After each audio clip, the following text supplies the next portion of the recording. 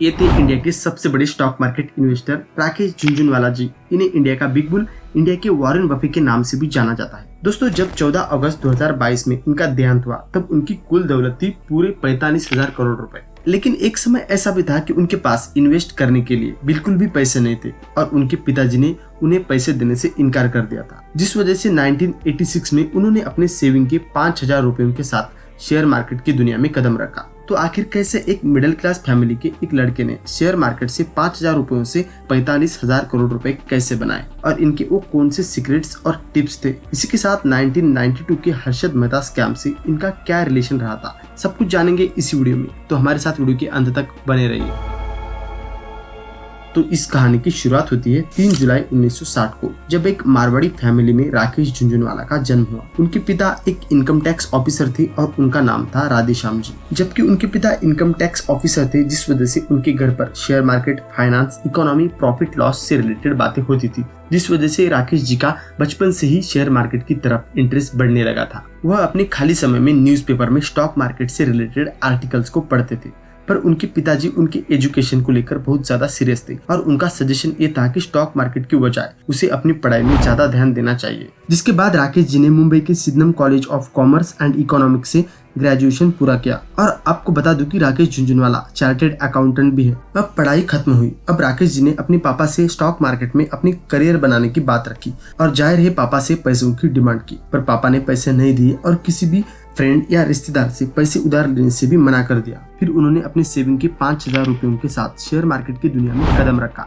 और उन्हें सबसे पहला और बड़ा प्रॉफिट हुआ टाटा टी के शेयर से। उन्होंने टाटा टी के 5,000 शेयर्स 43 रुपीज के रेट से खरीदे और 3 महीने के अंदर ही वो शेयर 143 पे चला गया, जिस पर उन्होंने बेच दिया और उनसे उन्हें 5 लाख का प्रॉफिट हुआ। अब उस समय तक राकेश जी ये बात समझ चुके थे कि वह शेयर मार्केट से पैसे कमा सकते हैं और 1986 से 1990 तक उन्होंने उसी पैसों को री इन्वेस्ट कर करके 25 से 30 लाख रुपए बना लिए थे। और 1990 तक राकेश झुनझुनवाला ने अपने स्टॉक मार्केट की फील्ड में कई सारे दोस्त भी बना लिए थे। इसमें डीमार्ट के ऑनर राधा किशन दमानी भी है और ये दोनों भी मनु मुंद्रा को फॉलो करते थे, जो उस समय स्टॉक मार्केट पर अपनी पकड़ बनाए बैठे थे और वो चाहे तो किसी भी स्टॉक को आसानी से गिरा सकते थे।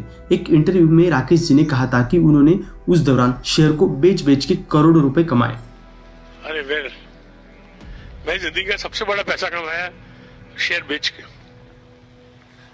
मतलब मैंने वो जमाने में एटलीस्ट मंदी में 30-35 करोड़ रुपया कमाया होगा, बेच के, because we knew it was fraud money। और राकेश जी को अपने करियर का सबसे मोटा प्रॉफिट तो तब हुआ जब 1992 में हर्षद मेहता स्कैम एक्सपोज हुआ।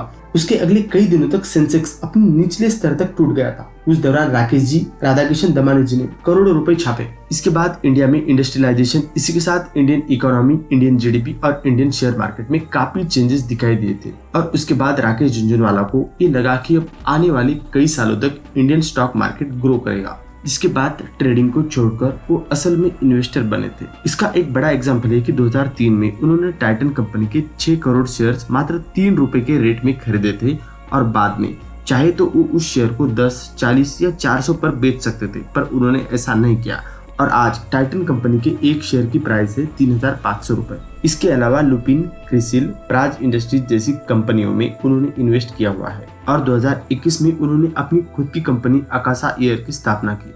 और जब 2022 में राकेश झुनझुनवाला की डेथ हुई थी तब उनकी नेटवर्थ थी 45,000 करोड़ रुपए। तो हमने देखा कि कैसे एक मिडिल क्लास लड़के ने शेयर मार्केट से 5,000 रुपयों से 45,000 करोड़ का साम्राज्य खड़ा किया था। आज राकेश जी हमारे बीच में नहीं है, पर उनके स्टॉक मार्केट से रिलेटेड कुछ टिप्स और सीक्रेट्स जो हर किसी को जानने चाहिए। सबसे पहले तो स्टॉक मार्केट में पैसे खुद के दम पर लगाने चाहिए, ना कि अपने पिताजी या फिर रिश्तेदार से पैसे उधार लेकर स्टॉक मार्केट में लगाने चाहिए। दूसरी बात, गलतियों से सीखकर आगे बढ़ना चाहिए और उन्हें दोहराना नहीं चाहिए। इसी के साथ अच्छे स्टॉक को खरीदकर होल्ड करना आना चाहिए, जो हमें राकेश जी की जिंदगी से सीखने को मिलता है।